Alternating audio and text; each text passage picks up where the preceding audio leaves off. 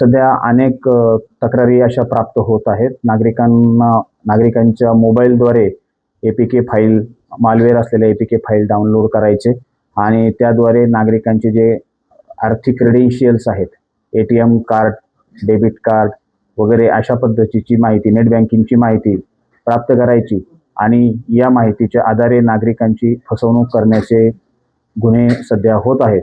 तर या संबंधाने केंद्र शासनाकडून तयार करण्यात आलेला राष्ट्रीय हेल्पलाईन क्रमांक 1930 आणि NCCRP पोर्टल यावर नागरिकांनी फसवणूक झाल्यानंतर तात्काळ संपर्क करायचा आहे. त्या ठिकाणी आपली माहिती नोंदवायची आहे. याद्वारे माहिती ऑनलाईन तक्रार नोंदवल्यानंतर सदरील पोर्टलद्वारे नागरिकांची फसवणूक झालेली रक्कम होल्ड करता येते आणि त्यांना ती परत मिळवता येते. त्यासाठी आम्ही जिल्ह्यामध्ये जनजागृती करत आहोत. जिल्ह्यातील सर्व पोलीस स्टेशन्स येथे आम्ही त्याबाबत जनजागृती करण्याचेही आवाहन करत आहोत.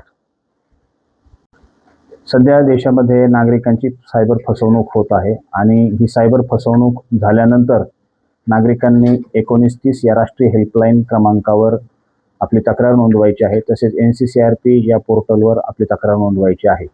त्याचबरोबर शासनाने तयार केलेले NCCRP आणि समन्वय या पोर्टलवरून नागरिकांची फसवणूक झालेली रक्कम होल्ड करून त्यांना परत देण्याची सुरू आहे.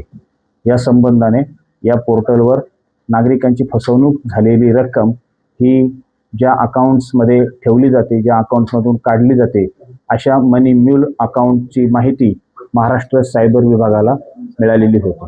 महाराष्ट्र सायबर विभागाकडून सदर मनी म्यूल असलेले 21 अकाउंट्सची माहिती बीड पोलिसांना मिळाली होती. माननीय पोलीस अधीक्षक बीड श्री नवनीत कावत यांचे